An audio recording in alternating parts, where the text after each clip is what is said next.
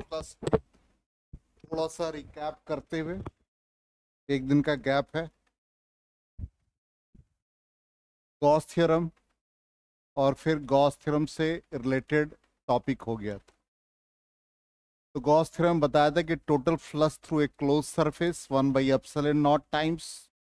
तो बताया हुई था बेसिक कि चार्ज को हम लोग इनक्लोज करते हैं और इनक्लोज करने के बाद हम लोगों ने एक्सप्रेशन निकाला था।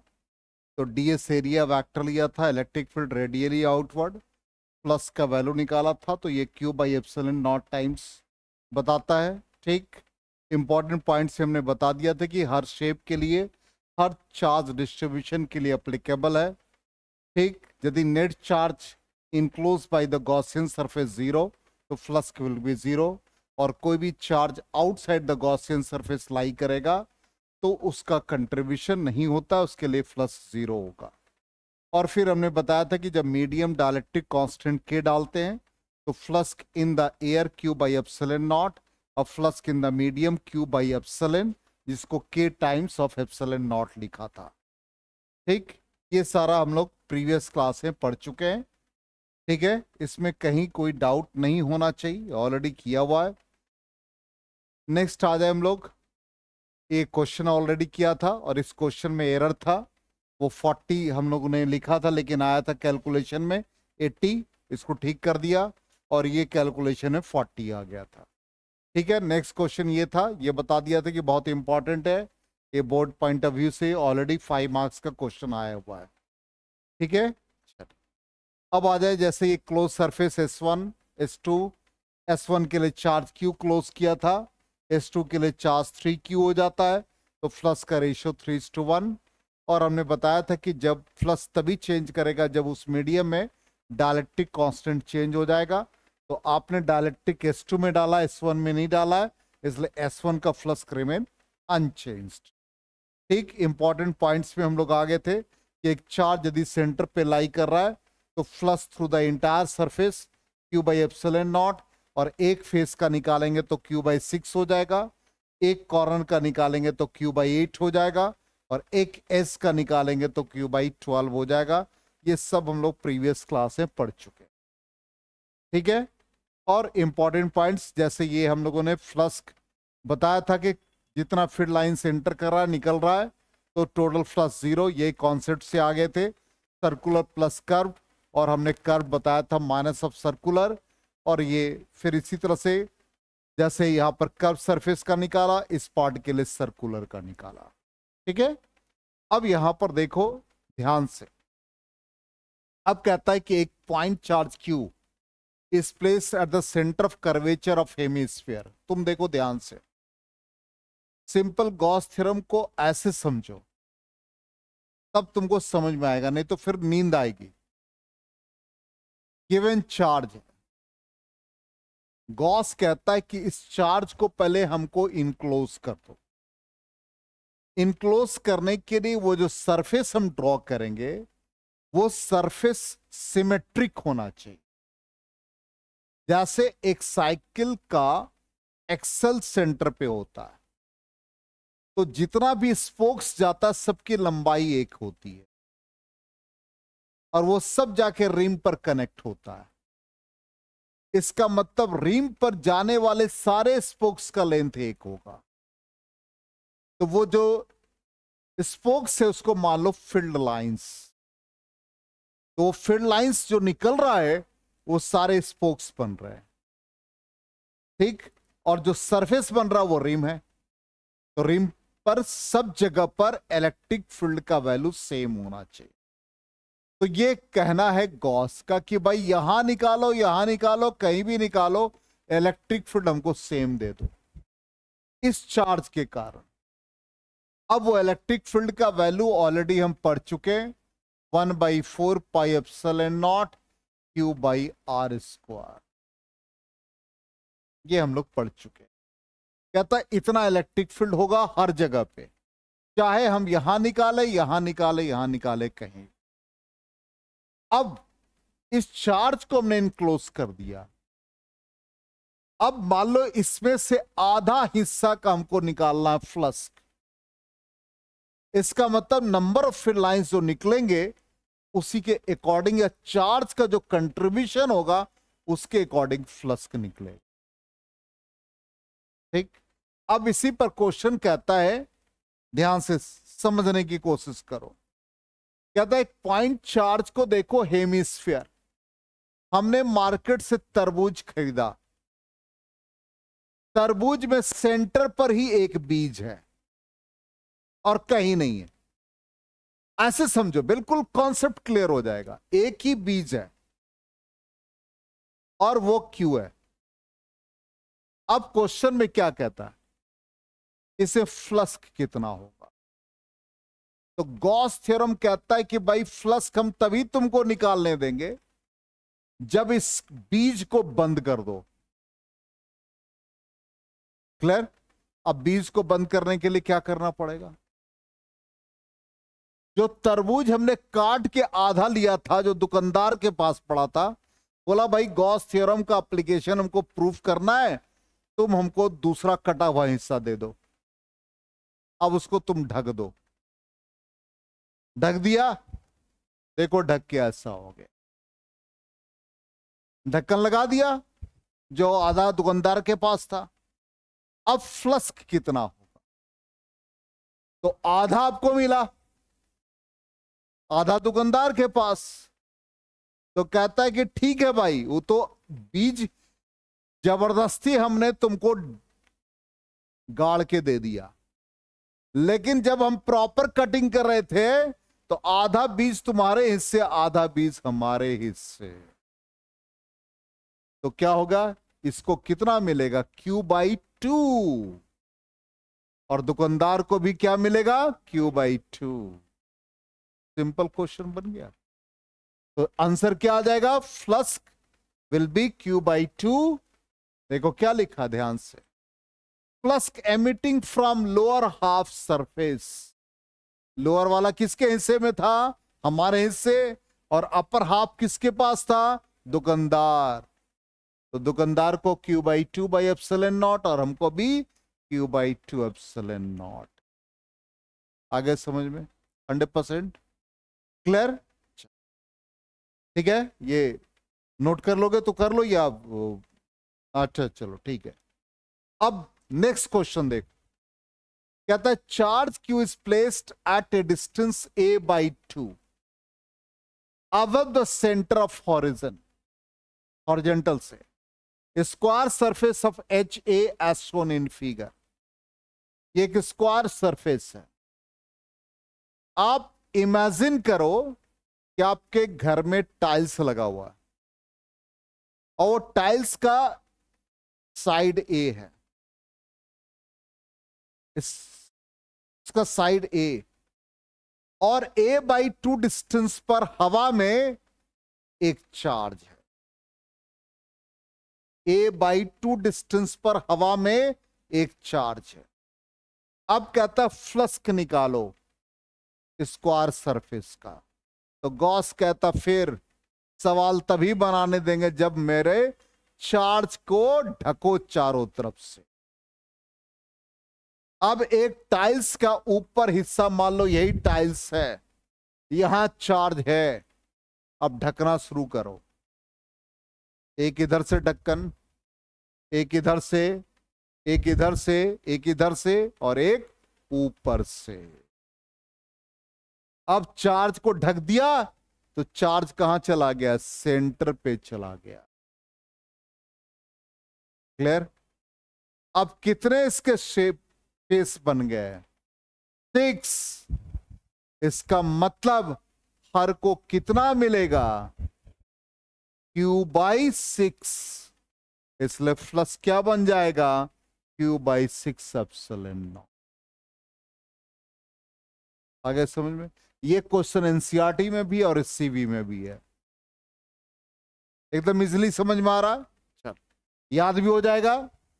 अब आ जाओ, कहता find the flux through the hemispherical surface due to charge Q and Q0।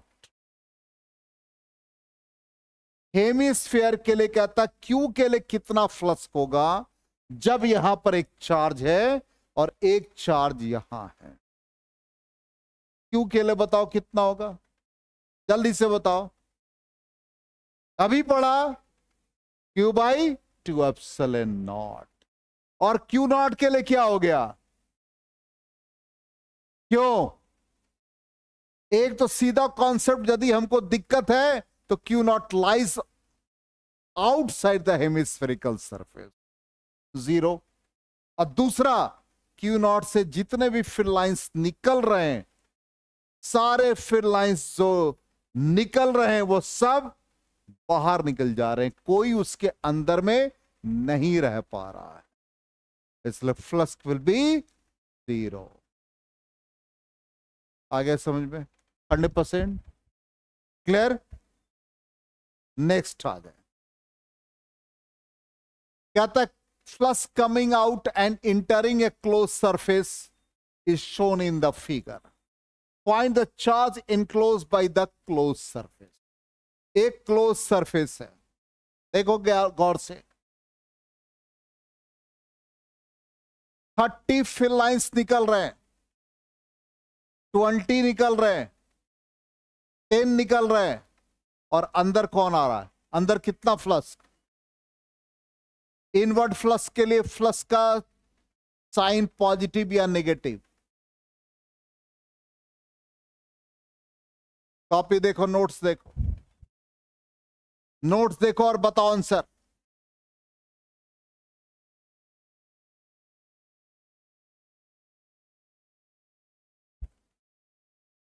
Inter के लिए, अरे बेवकूफो, for incoming flux is negative, field lines enter कर रहा है, और फिल लाइन जब बाहर निकल रहा है तो फ्लक्स क्या होगा, पॉजिटिव होगा। कितने बाहर निकल रहे हैं, 3, कौन कौन से, 30, 10, 20 प्लस हो गया, और अंदर कौन जा रहा है, बोलो कितना आ गया, 30 + 20 + 10 - 15 45। कैसे नहीं सवाल बनेगा जी। तो अब क्या पूछ रहा है क्वेश्चन में, चार्ज, तो फाइव इक्वल टू क्या होता है, Q/ε0। तो क्या 5 की जगह पर क्या पुट कर देंगे, 45। नंबर ऑफ फिल लाइंस हमेशा फ्लक्स को रिप्रेजेंट करता है, तो 5 की जगह पर 45 इज इक्वल टू Q/ε0। तो क्या हो गया, Q बराबर 45ε0। आ गए समझ में, क्लियर।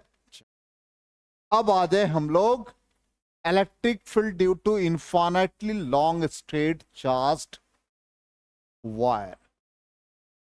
एक चार्ज्ड वायर है ये, इस पर पॉजिटिव चार्ज एनक्लोज है, पॉजिटिव चार्ज लाई कर रहा है, इसका लीनियर चार्ज डेंसिटी क्या होगा, लैम्डा Q/L।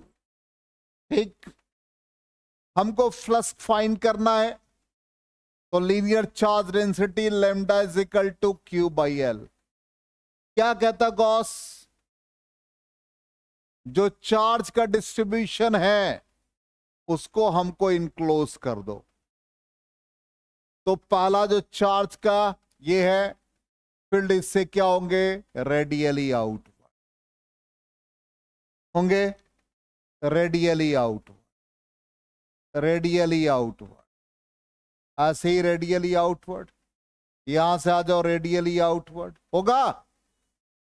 सब सरफेस को मिलाओ, क्या बनेगा, ये सिलिंड्रिकल बनेगा।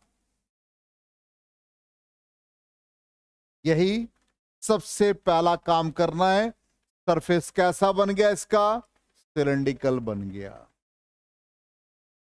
अब जब सिलिंड्रिकल बन गया तो इसका लेंथ L, रेडियस R ले लेंगे। तो पहला सरफेस है, इसका एरिया वेक्टर ऊपर की तरफ, अब फील्ड किधर था, रेडियली आउटवर्ड। दूसरा सरफेस ऐसे ही बना, फील्ड ऐसे ही, DS2।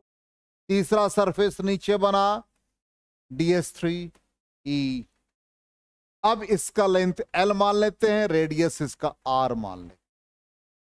अब कितने फ्लक्स हो गए, कितने सरफेस हैं? एक सरफेस यहां, दूसरा सरफेस यहां, तीसरा सरफेस यहां। तो flux is equal to φ1 plus φ2 plus φ3 होगा फॉर्मूला। फ्लक्स का फॉर्मूला बताओ जल्दी से, क्या है? जल्दी बताओ। E डॉट ds1 पहले वाले का हो गया, दूसरे वाले का E डॉट ds2, तीसरे वाले का बता दो E डॉट ds3 होगा। फ्लब उतारा समझ में? जो क्लास छूटा उसका वीडियो देखो तब होगा, और मेहनत करो। अब तो सारा फेस्टिवल खत्म हो गया, अब तो 1 महीने बाद ही बकरीद आएगा, तो भाई थोड़ा अब मेहनत करना है।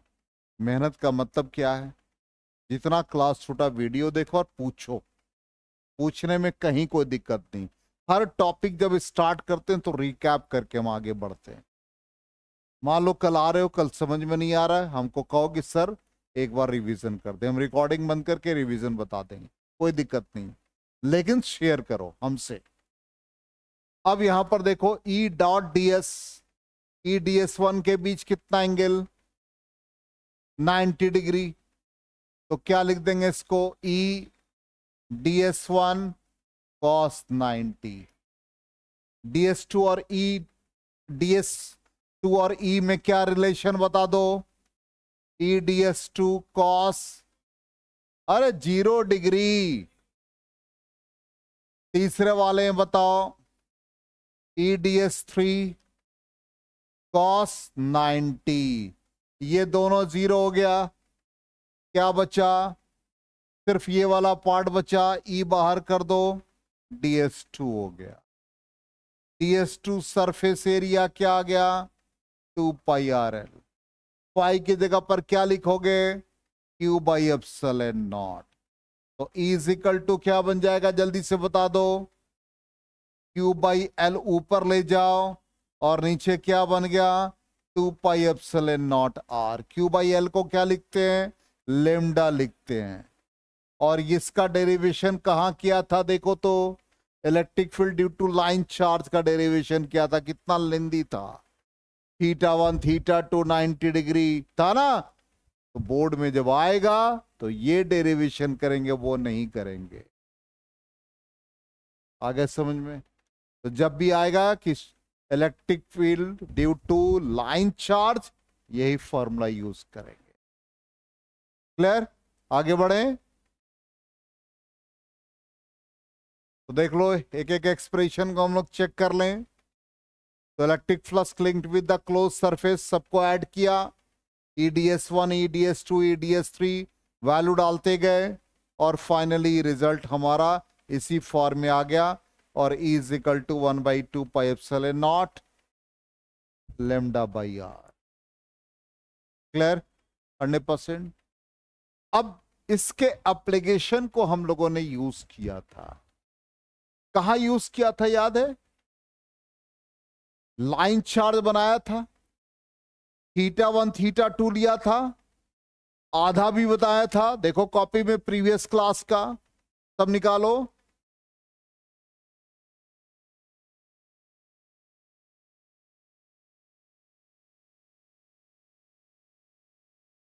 सर्कल का भी बनाया था, सब याद है कि भूल गया? और क्या बताया था? सेमी सर्कल का जो रिजल्ट आया था वही रिजल्ट लाइन चार्ज का भी था। है? दोनों का सेम वैल्यू है, चेक करो। और electric field due to semi circle दिखाओ, क्या कहा था? रिजल्ट याद रखना है। नहीं मिला कॉपी में? मिला? Electric field due to line charge का रिजल्ट और electric field due to semicircular wire, दोनों का रिजल्ट एक ही आया था। अभी भी नहीं आया? चलो देखो ध्यान से। तो पहला सेगमेंट गौर से देखो, ये था, रिजल्ट क्या आ गया? याद है? 2k λ/r sin theta. कैसे? अब गौर से देखो, हम रिकॉल कराते हैं, ये हमारा फील्ड ऐसे था, इधर का कंपोनेंट x था, इधर का y था, और Ex कितना आया था बता दो जल्दी से।